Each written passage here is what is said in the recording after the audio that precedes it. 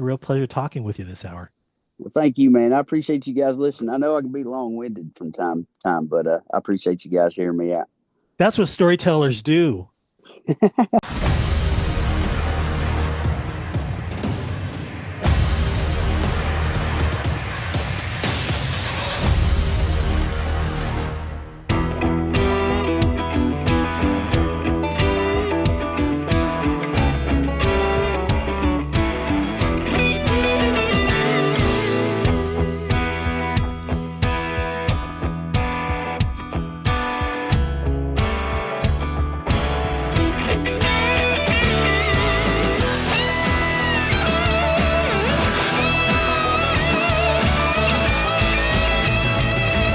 What's up, Herostock Nation?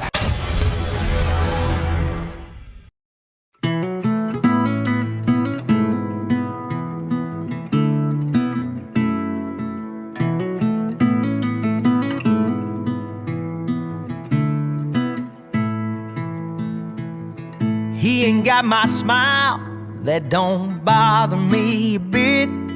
He's got somebody else's eyes I'm seeing myself in. I'm holding on to every moment, God knows I missed a few. The day we met, I knew I had some catching up to do.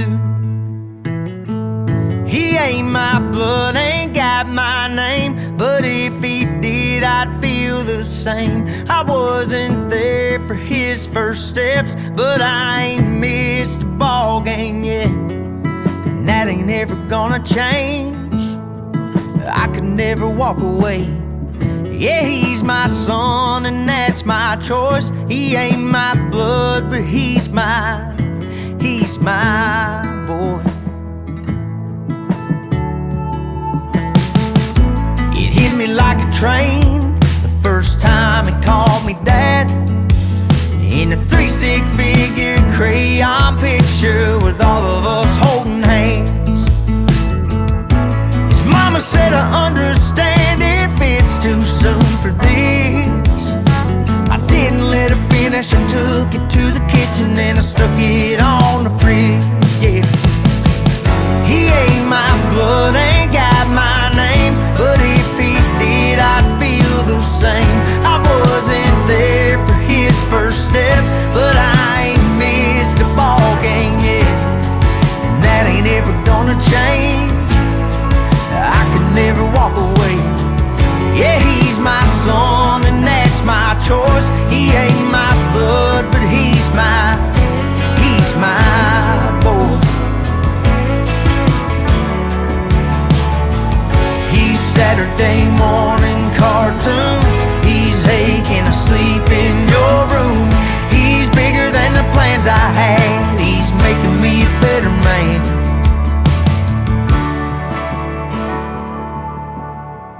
He ain't my blood, ain't got my name, but if he did, I'd feel the same. I wasn't there for his first steps, but I ain't missed a ball game yet, and that ain't ever gonna change. I can never walk away. Yeah, he's my son, and that's my choice. He ain't my blood, but he's my boy. Yeah, he's my boy.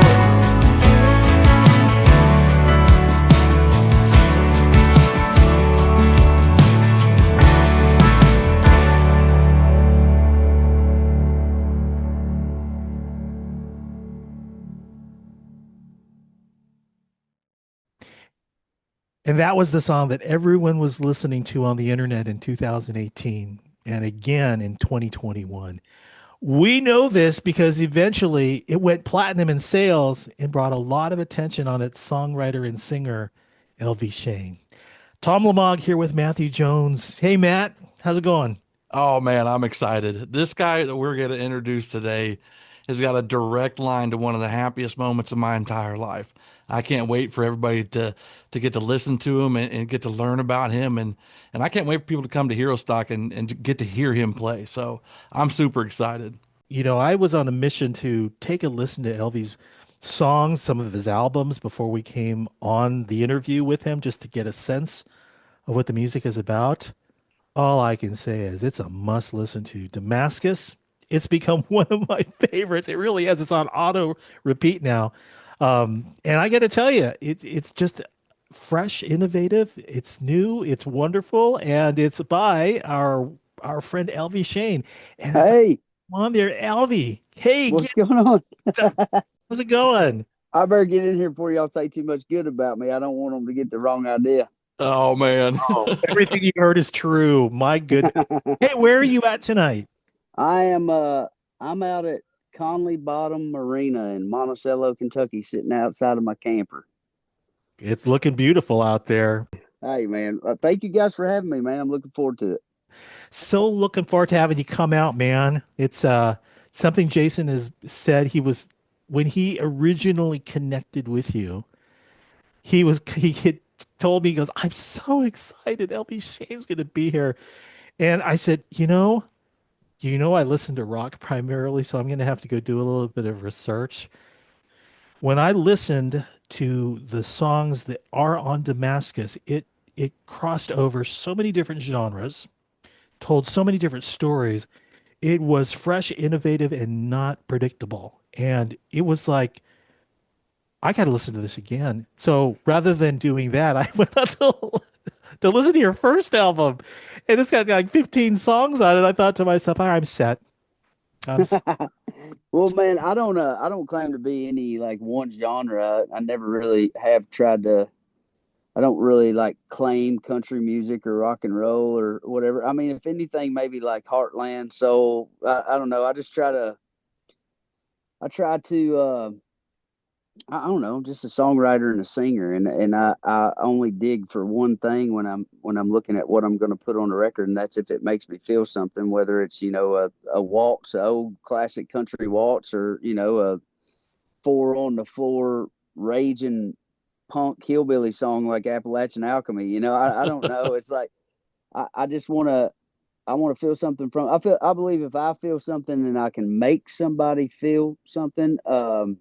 And I grew up listening to so much different stuff from, my first two influences would have been like John Fogerty's solo stuff from 97 Blue Moon Swamp, and then Steve Earle's early stuff, Guitar Town, Exito, Copperhead Road, stuff like that.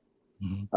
But then, I'm listening to Korn and Slipknot on the bus on the way to school. I'm listening to Eminem. I'm listening to T.I. It's just there's so much, and aside from all that, I'm listening. When I'm around my papa, like George Jones, and also gospel music was a big part of my upbringing. Every Sunday, singing hymns in church with mom, and so it's just I don't know. I had so much fun listening to all that stuff. I didn't want to be stuck singing one kind of genre or one thing for my whole career.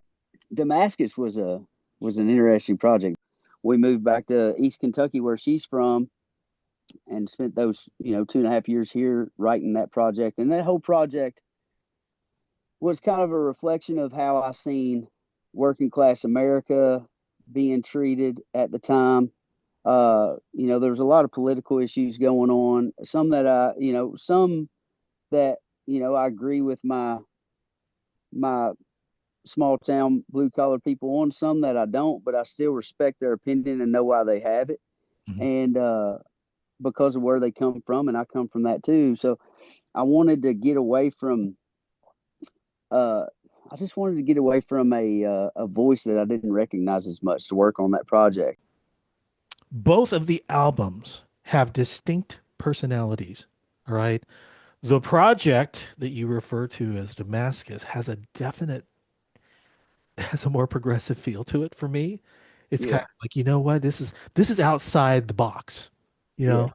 This is definitely outside of, what I wrote on the first album on Backslider. It's kind of like, what? I think I've discovered how to write for the country radio environment. I I, Yeah. I know how to do this.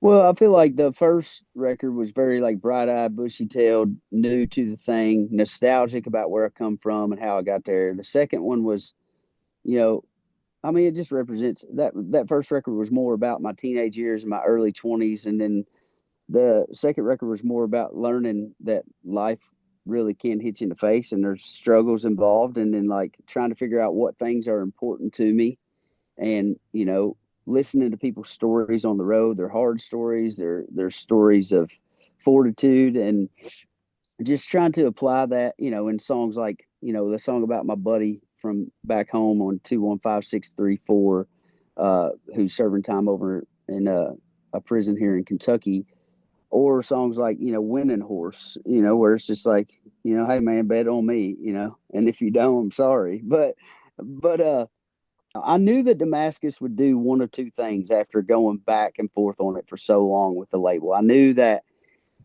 what I would have loved to have seen happen, originally was like, hey, y'all are going to be wrong. This record's going to blow up and it's going to do the thing that I needed to do for ticket sales. Or if that don't happen, then I just kind of felt I'd been more educated on how the system works at that point in time. And I felt like I wanted to be independent. And I was like, if it doesn't work out that way, then it'll be much easier for me to exit these deals and ask out of some of these deals that I feel like I got myself into before I really knew what I was getting myself into. And it ended up working out that way.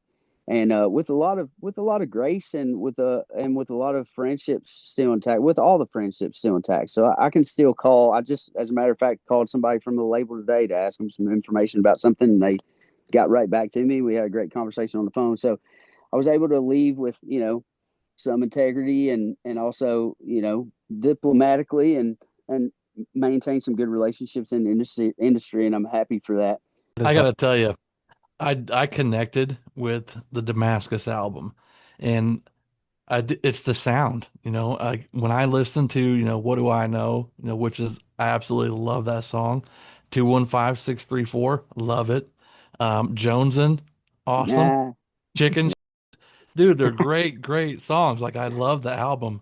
Um, but that sound, like I'm just one of those independent artists who kind of does everything by myself here in my little studio. So it can be like really overwhelming. And, you can kind of get, caught behind all the stuff you have to do. And when I was listening to that album, I'm just like, this is the kind of music that I hear when I'm trying to write mine, what I want it to sound like. So I just connected with it immediately. And you, Well, sir, I have to tell you, have a direct link to one of the happiest moments in my entire life. And I'm sure you get this a lot, with my boy, but my daughter, when she got married, our father-daughter dance was my girl. And she's not my biological daughter. I'd been with her since she was like 2 years old. And in that moment, man, like I was so vulnerable. I cried like a baby, but it was one of the happiest moments of my life. So my one question to you is, I mean, I imagine you get that from a lot of people that just really connect with the music. What does that do for you in terms of like inspiring and motivating you to do more and more with music? I mean, as much of an anomaly as that song was compared to the rest of the music, it still is the thing that I tried to follow for that entire record of Backslider and Damascus and this record that we just did. I just need to feel some kind of honesty in what I'm talking about in my music, whether it's like about me or whether I can relate to it. So, for instance, 215634, I haven't spent any hard time in prison. I found out in college that they don't think too highly of you having a big bag of weed under your futon in your apartment, but other than that, I just haven't spent, any time in jail. But my buddy is, he's in there for life right now. And he said something on the phone one day. I said, hey man, you need me to send you anything to help you out? And he said, are you kidding, dude? I can do this time standing on my head. It's just like the hollers in the streets in here. And, I grew up in the hollers of Kentucky. And then when I lived in Bowling Green, I lived in a little rough part of town there in Bowling Green and kind of got a sense for that life. And I was like, I know what that feels like. And it feels like you're stuck both Hmm. places. It feels like you can't get out. And that's kind of what I tapped into to write that song. So whether it's, My Boy or 215634, which are obviously polar opposites, it's just like I just need to, like I said, feel something and know that I can relate to it in some way. You talk about, being with your mom and being with your dad and the influences that they had in your youth and introducing you to music. Can you reflect on that a little bit about, about that experience? Oh yeah, man. I mean, Mama was a thing, Daddy was a singer. I mean, they were polar opposites, still are to this day. They're still married. I mean, 40 something years. Mama's, church every Sunday, every Wednesday night, every third Saturday of the month. Don't drink, don't smoke, don't cuss. Fights only. She don't fight either, but loves to fight with Daddy. Daddy, was a pot smoking, beer drinking, truck driving, Harley riding, hippie, friggin' redneck. It's just Yeah. so. It's just been, it was a crazy upbringing. My dad was always kind of a loose cannon, and he was a lot of fun, but also like you could flip a switch on him real quick, and mama was pretty consistent. Mama's always just been steady as a stone. It's like, what to do and what not to do around mama, what to say and what not to say around mama.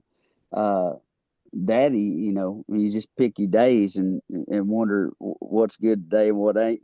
He's just everybody. My dad is a freaking unicorn, man.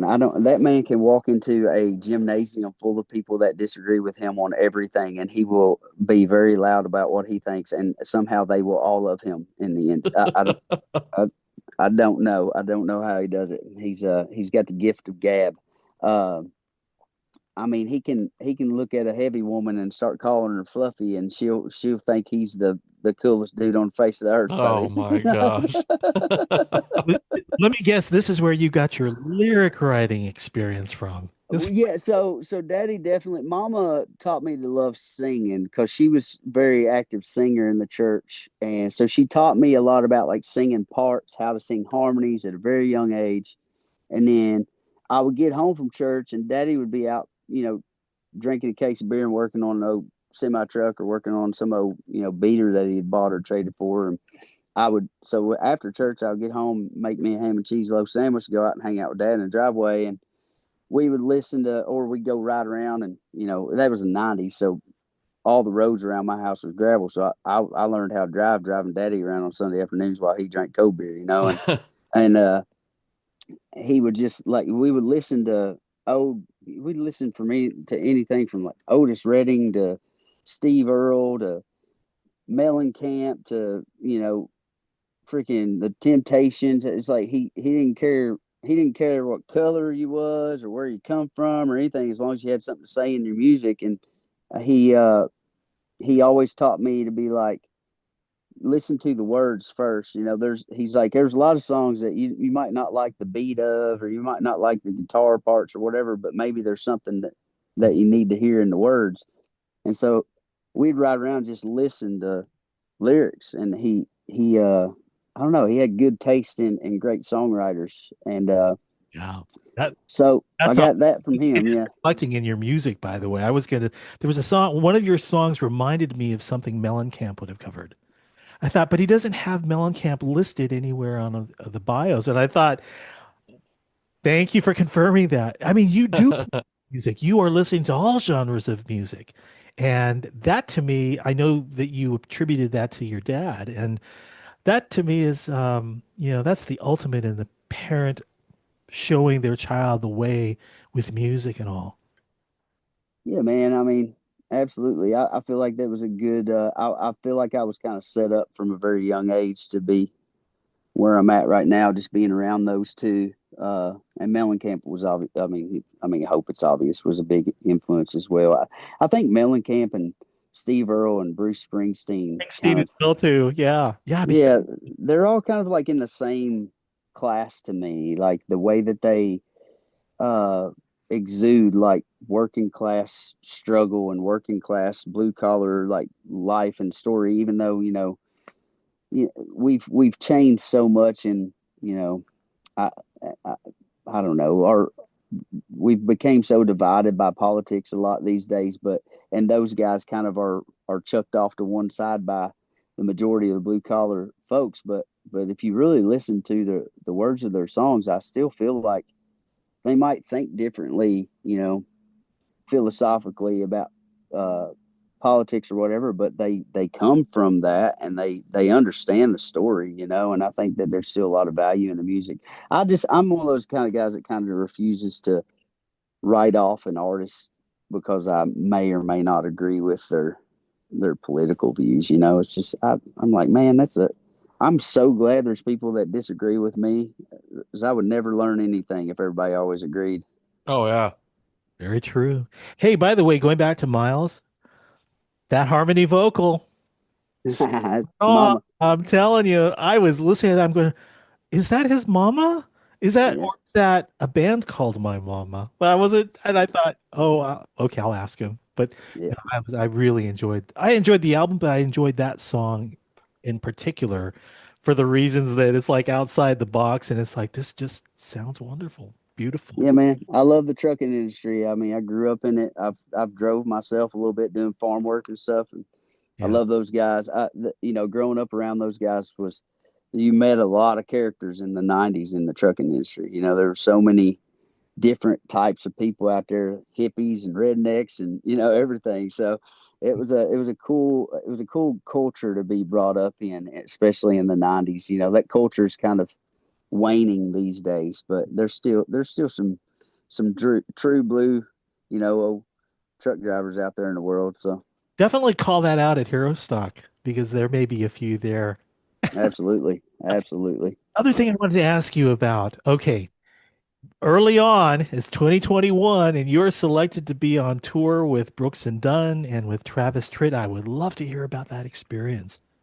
Oh man, I mean, it was cool. Like we didn't really get to hang out with Kix and Ronnie or Travis a whole lot. We kind of crossed paths here and there with those guys, but we got to really know their band members really well and hung out with those guys on a daily basis and just had a blast hanging out with the band and the crew guys. I always tend to end up hanging out with the stage hands and the crew and the other band members more than I do the artist. Not, I mean, not that the artists are bad folks, but some artists can just be a little weird, man. They stay hid on their damn bus all day, all night until it's time to go out there and sing. I gotta get out there. I like to get out and mingle with people. And Yeah, man. I worked production for a couple of years before I started doing the artist thing, so I know what it's like to be out on the road building stages and running monitors and having artists yell and cuss at you and stuff. So I know what those guys go through too. So I appreciate them. And I don't know, man. I mean, I got to, usually right before Kix and Ronnie went on stage, we'd all like take a shot backstage, and then Travis, I've known Travis for quite a while. I met him at a house in Windsor, Colorado years ago. He was out there playing for a mutual friend at a friend's house and staying out there a couple of days. And Travis has always been good to us. He's had us out on several shows with him since then and put us out in front of his crowd, and they usually respond really well to our music. So I appreciate him for it. Is he as good a guitar player as he seems to be? Man, he is the dude's just super talented in a lot of ways. I never really paid attention to his guitar playing, I guess, now that you mention it, as much as I paid attention to his singing and his lyrics, because the boy can write a song for sure. He played an acoustic concert and he was just up there by himself, and I was wowed by what he was doing on guitar. I thought I had no idea. He's been hiding behind his band and sandbagging, but now it's like If you listen close enough when I play, you'll hear me fumble through a chord. I'll be like, yeah. Oh, that's me too, brother. I never make it through a whole show without playing the wrong chords on every song. I usually tell front of house, keep that acoustic turned down a little bit if you don't mind. We have some songwriters that we occasionally they show up and they watch the show as well too. And can we talk a little about the songwriting process that you're involved with? And I've looked at, on your website, you do list you do give credit to your songwriters, but how did you find them? And is it something that you all come together typically when you have these songwriting sessions, or do you have like a number of people that you typically just go ahead and collaborate with? Is it a set group, or is it like where I go to whoever I want kind of a thing? I mean, it's like when you first get to town, especially when you first get a record deal, they start kind of shipping you all over town to write with everybody, and you Okay. just you naturally find people that you mesh well with. And I used to be a guy that's like, I never want to have a camp. They call it being very campy when there's only certain people. I don't consider myself to be super campy, but I think camps are developed for a reason. And there's probably like 8 or 10 guys that are usually like the ones that I'm writing with the most. But I feel like I keep my calendar pretty open to you know uh publisher, putting somebody on there to just meet that they think I'll mesh well with. Or like there's this kid, Kenny Whitmire, this kid is killer, man. He's like 90s country, late 80s, early 90s country kind of throwback guitar player and singer. But I seen him on Instagram here a while back, and I just sent him a message on Instagram. It's like, yo, man, I want to rap, And so I do that quite a bit too. I'll find some of these up and coming cats before they blow up on Instagram. And if I like what they're doing, I'll just reach out and be like, hey, man, let's write a song together. So, That's right on that. I'm just curious because you've got your third album that's coming out, but you've also got the first two. Is that are there any of those songwriters that you found that, hey, like, come on. yeah, like my first record, probably Dan Couch, Adam Wood, Oscar Charles, Luke Preston, John Sherwood. Uh, I mean, I'll miss somebody if I keep going, or I already have missed plenty of people. But those four I know, and probably like 3 or 4 other ones that were writers on both records. Mhm. And then all those guys I just mentioned were also part of the process on the record that we just recorded. Those guys also play instruments. So the first record we had a lot of studio, A-list studio musicians that play on all the best records played on that first record, and I love those guys. The second record we didn't have the budget for that, and I was like, I love what me and my friends have been doing. Like, why do you like if we don't have the money for it, that isn't going to stop me from putting a record out. These guys will play on it. And so that's where we kind of discovered that sound of Damascus, and it was just like there's going to be some errors here and there. There's going to be some flubs, but it's like it happened. And it's like I don't think it should be like perfect. So, and I also don't think that I should like love every single second of every song because I'm not the only person in the room. Now, some of my guys that play on the records would hear me say that and be like, "Bull." But I mean, I can be a bear in the studio for sure. But I also feel like I feel like I give those guys quite a bit of freedom to like be who they are with their instruments and with their songs. For the most part, you just need people, as going back to songwriting, you just need people that understand what you're trying to say and how you would say it. So a lot of times somebody will throw out a line, I'll be like, I love what that's getting at, but I would just use a little different language, or I would say ain't instead of I'm not, or something like that. Uh, that's most of it, man. Just knowing that you got people that are trying to get to the same, goalpost with you, and just try to figure out how to get the ball down the field. Matt, did you have any other questions for me about songwriting? I don't, man. I'm super excited to see you. Man, I'm Like looking forward to coming and I play. don't want to be weird or anything, but like, dude, I'll kiss like you right on the I mouth, boy. want to Oh I my God. want to grow. I want to, network with other people, and this is just a great opportunity for me. I'm doing what I'm love. I'm excited about the things that I'm doing and the people that I'm meeting, and I can't wait, man. I think it's Dude, gonna be it's cool, awesome. man. I mean, it's like none of us start this worrying about money or anything else. So it's just like, and I've had to remind myself of this because, there's been times when the money's been good, when the money's not been there at all, and it's like, I sang this song in church when I was a kid called His Eyes on the Sparrow. And it says, for his eyes on the sparrow so I know he watches me, and it's like, I just tried to be do good by people and be honest.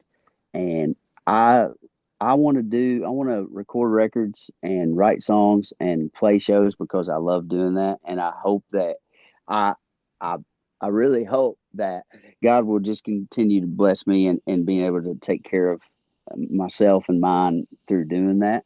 But if not, I'd be doing it anyway, and it's just, we get so wrapped up in all the social media this and social media that and masters and publishing and all this crazy stuff these days that we forget that the reason that we did this is because we heard something when we were a kid one time. It was like, dang, man, that's what I Yeah, want to do. So I agree 100%. There's a reason I've been playing guitar for 20 years yeah, right. because I just can't stop. I love it that much, so man, I'm excited to see you. I'm excited to hear you guys play. We just put together a banging set list last show we played too. I'm excited. I've been playing with the set list for, man, I play with it all the time, but we played a show in Nevada, Night in the Country in Yerington, Nevada a couple weeks ago. And I thought I had a little more time before we were supposed to go on stage. I was just walking around in my flip flops and my army pants with no shirt on. And they were like, "Hey man, you got 15 minutes." And I was like, "Oh." So I just walked up there and kicked my flip flops off on the back of stage, walked up there with no shoes, no shirt, and a guitar, and we sent it, and we had it was so much fun, man. Nice. Your show. It's been awesome sitting here talking with you this evening. Just taking us through some of the stories that go with the songs and a little bit of things that maybe people didn't really know about you. Well, thank you, man. I appreciate you guys listening. I know I can be long-winded from time to time, but I appreciate you guys hearing me out. That's what storytellers do. What's up, Herostock Nation? August 23rd, Country Drive Golf Course. We have 4 amazing bands coming in. We have Kimberly Meyer, we have South of Center, we have the Trainer Band, and headlining that night, we have Elvie Shane. It's going to be an amazing night. Gates open at 4. We run till 11 o'clock. Grab your tickets, head on out to Country Drive, and come hang with us. Let's go.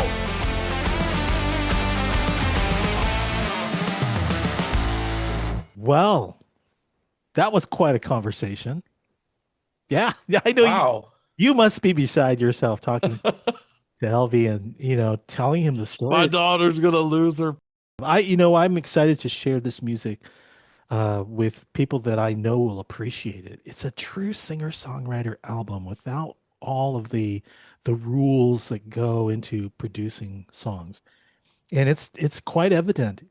I absolutely loved the Damascus album. I mean, Jonesin, What Do I Know, 215-634, Pill, Yeah. Chicken. Outside Dog, was that the name of the first song? Yeah, Outside Dog. It's like right there, it's kind of like, oh, this is nice. Yeah. Cool. This is like, yeah. I really dug that album. I really connected with that. I'm excited to hear more from him.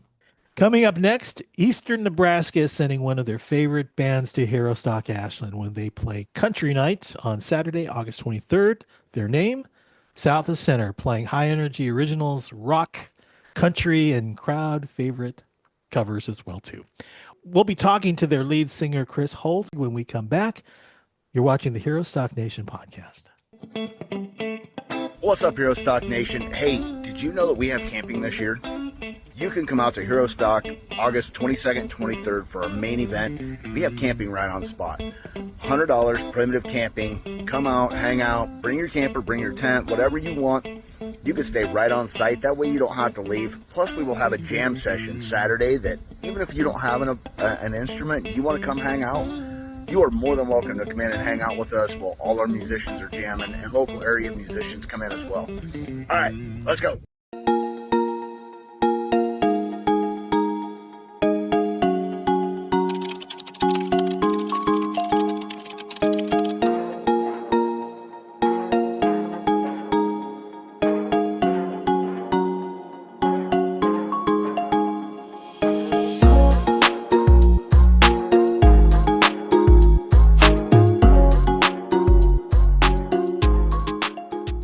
I gotta say, I love being able to sit here and talk to you and see you smile, right? Because I'm gonna tell you, you're not a small guy. You're an intimidating figure, man. And that's part of the reason I didn't come talk to you last Herostock. I was like, that guy, whoo, Hey, you're the one with the beard. I yeah, mean, this covers stuff up, man.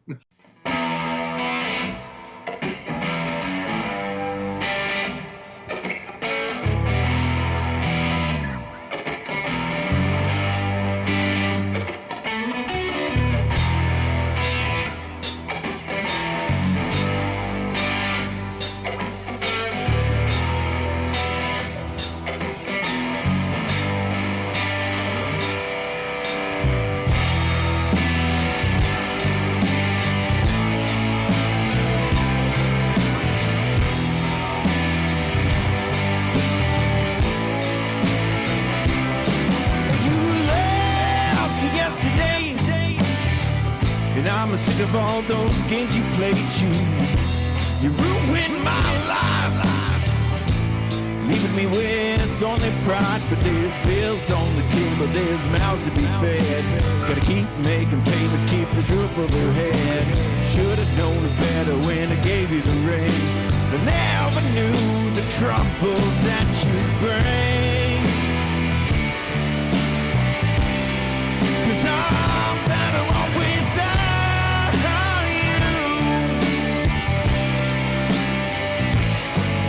I'm better off, I'm better off, I'm better off without you.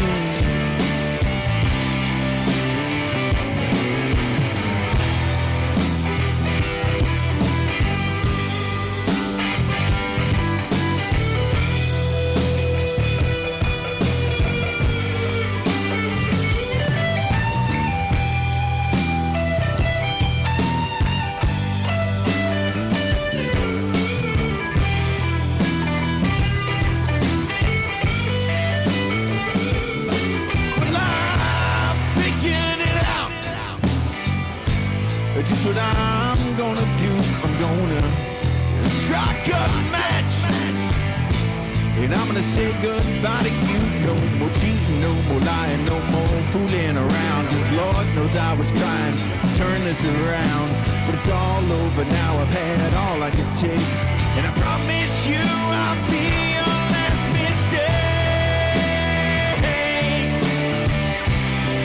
'Cause I'm better off without.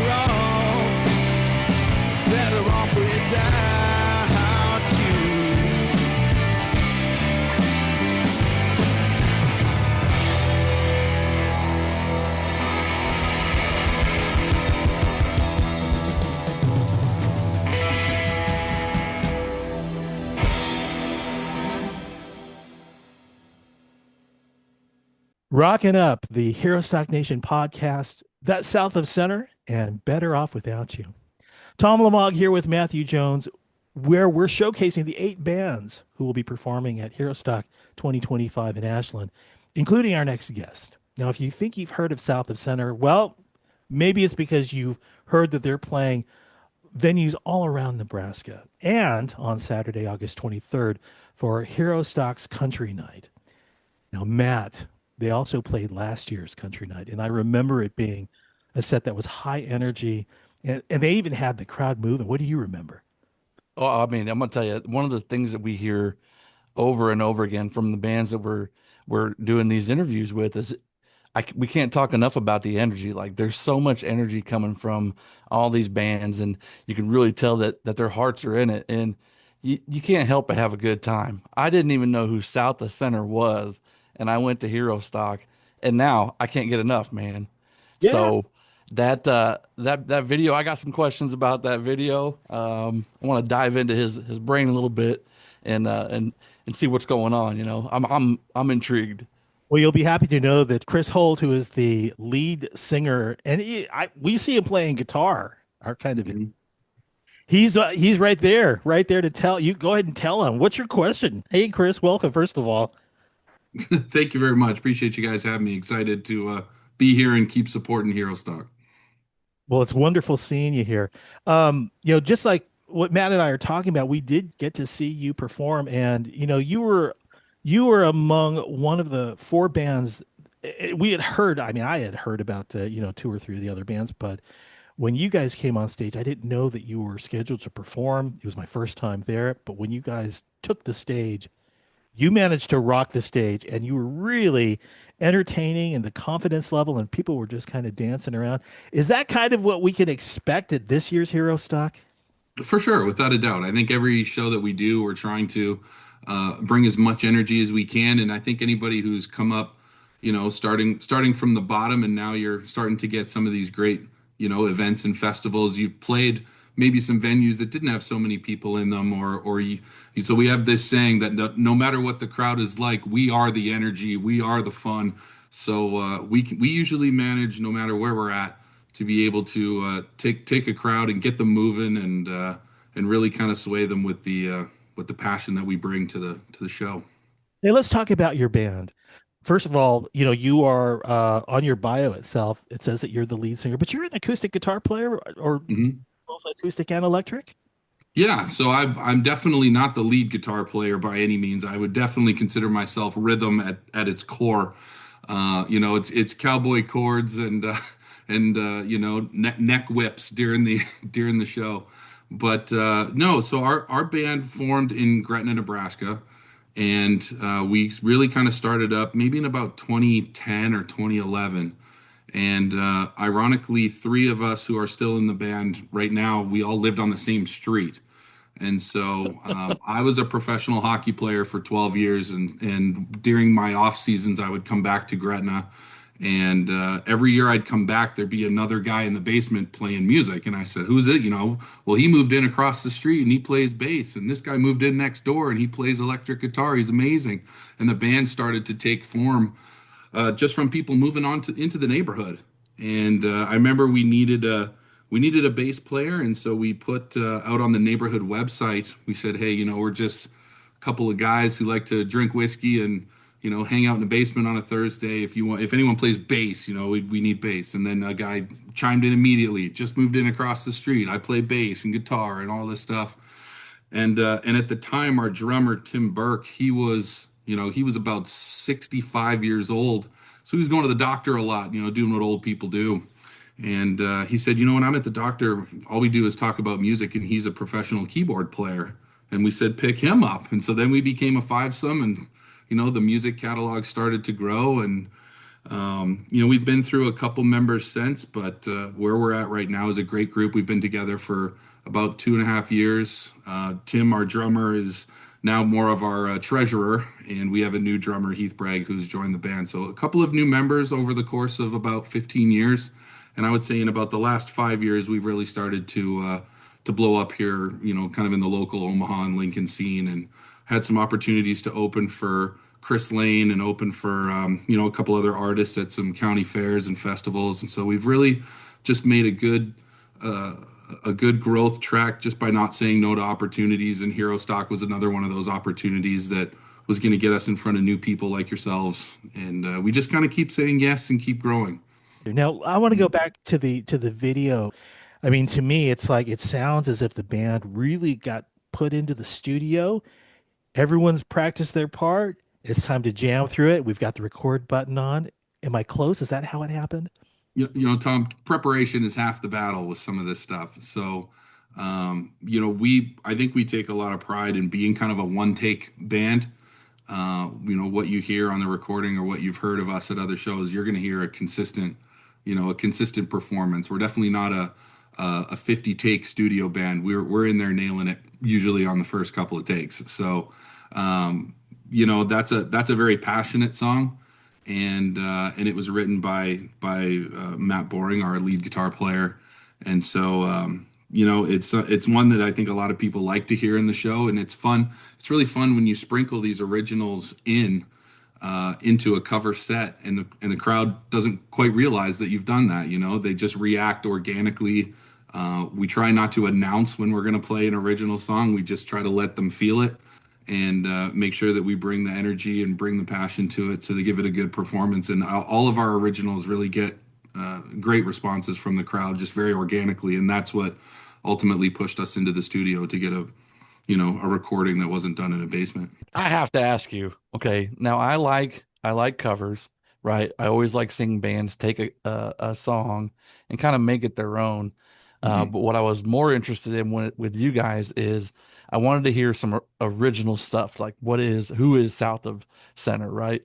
And so when I got on YouTube and I looked up this video, Better Off Without You, I was like, okay, that's a kick-ass song. Mm-hmm. And then I went scrolling back and I saw Texas Highway, and I saw that Better Off Without You was 2 years ago.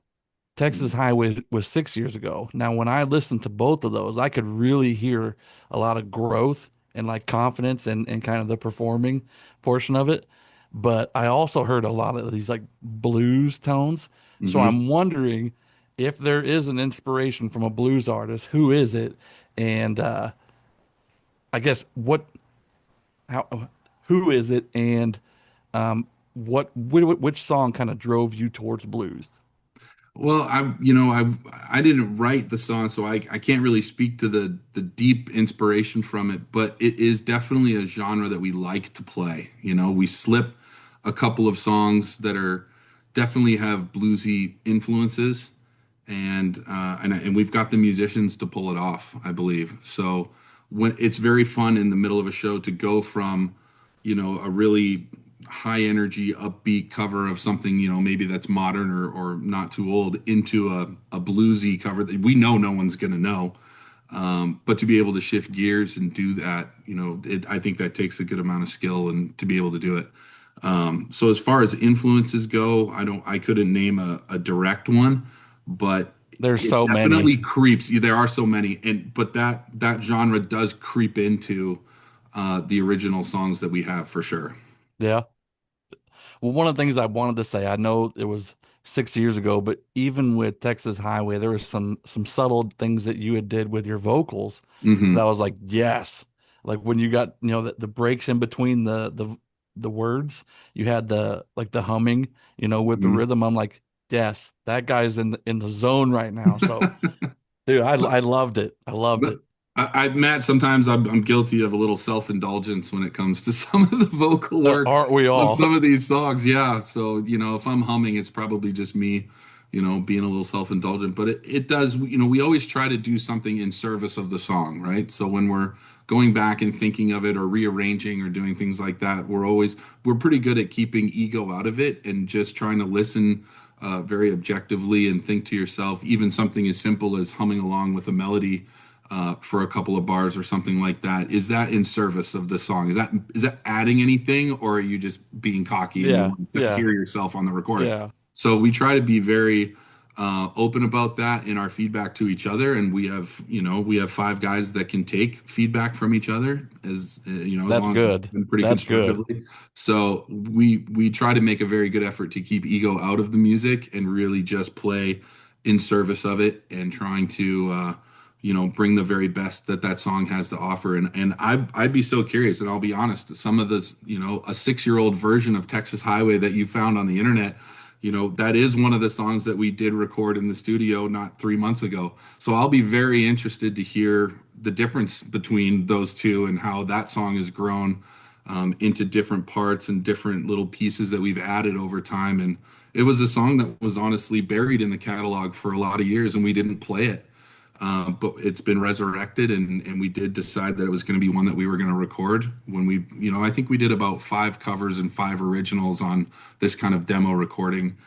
And it was one of the ones that kind of came out of the graveyard, and we said, you know what, this song's pretty badass. Like we should bring this one back a little bit and put it back in the mix. So you might hear Absolutely. Texas Highway, you might hear it at the Herostock. We haven't decided on our set. We only have an hour, so we'll have to think about whether we put that one in there. But I won't shout Leonard Skinner. Okay, I'll just be like Texas Highway. there's the Texas Highway. Yeah. There'd be some excited people up on the stage that would go, "Oh my God!" Some people in the crowd like, what's he They're talking like, about? "Man, Don't there's worry, some you're real gonna find out. real South of Center fans out here." So I remember last year, seeing you guys play, and I mean, for the listeners who don't know South of Center, you had mentioned that you were an athlete. What sport did you play? So I was a hockey player, and I was a goaltender, and I did that here at UNO for a couple of years, and then I turned professional, and I did it with the New York Rangers and St. Louis Blues, and I played over in Russia for a lot of years. So my career spanned about 13 years professionally, and music crept up. That's where I started playing music. I was on the road somewhere, and I remember sitting in a bar and watching a guy sit there and play acoustic guitar by himself and sing just in the corner of this bar. And he wasn't very good, but I remember thinking to myself, I bet it takes a lot of courage to get up and do that, and I wanted to see if I could do that. I got the passion just watching that guy go. And I think I went to Walmart or somewhere and bought a $50 guitar the next day, and I Yeah. started learning myself. And that's how I got into it. So being a hockey player and getting exposed to some live music just from some teammates and stuff like that, it spurred me getting into that. And I mean, man, I could talk forever about where it's taken me. I mean, I recorded an album in Latvia with their most famous heavy metal band of all time, called Zels Vilks, which translates into Iron Wolf. And we did a Colby Calais cover, if you can believe it. They did an episode of like Cribs. You remember MTV Cribs, that Yeah. show? Well, they did an episode of that on me because in this country, this hockey team was about, as big as the Huskers are here, or anything. It was a big deal, and they saw a guitar sitting in the corner and asked if I played, and I said sure. So they wanted to get a couple pictures of me playing the guitar for a magazine or something like that. And I remember playing some hack version of Sweet Child of Mine on the couch, and they recorded it and put it online.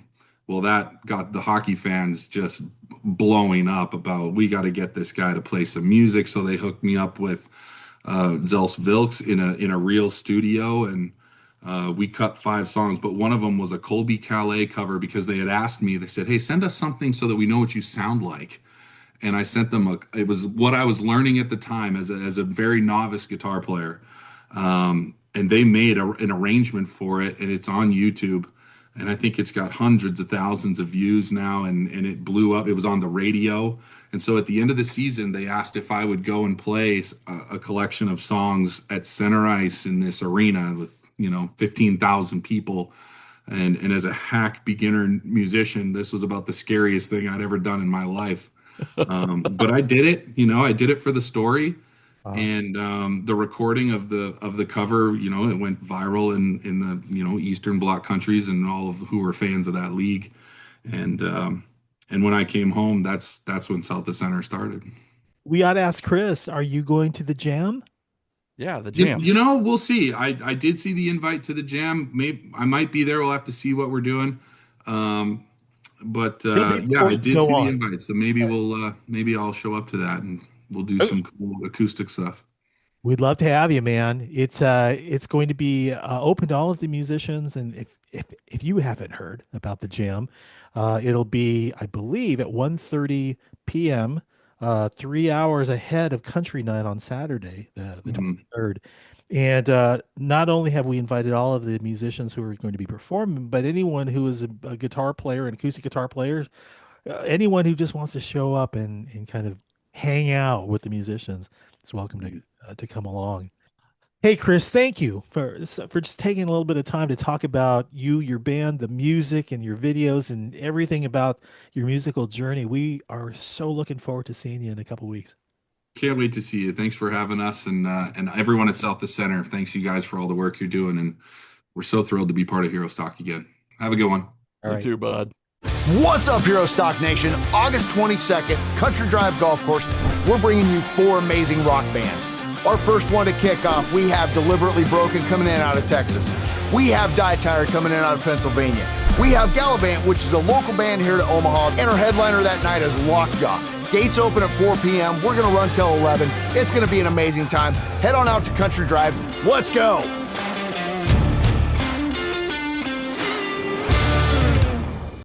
Well, man, I can say that our list of attendees for the jam session appears to be growing. Yeah.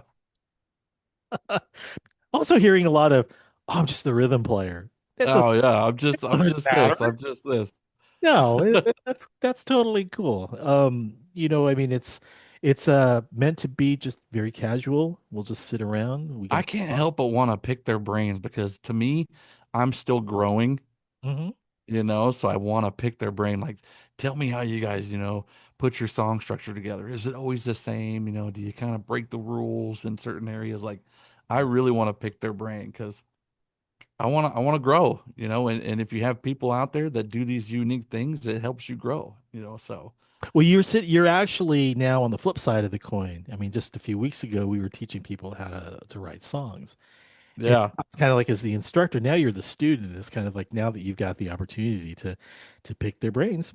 You gotta just remain teachable, Absolutely. All right.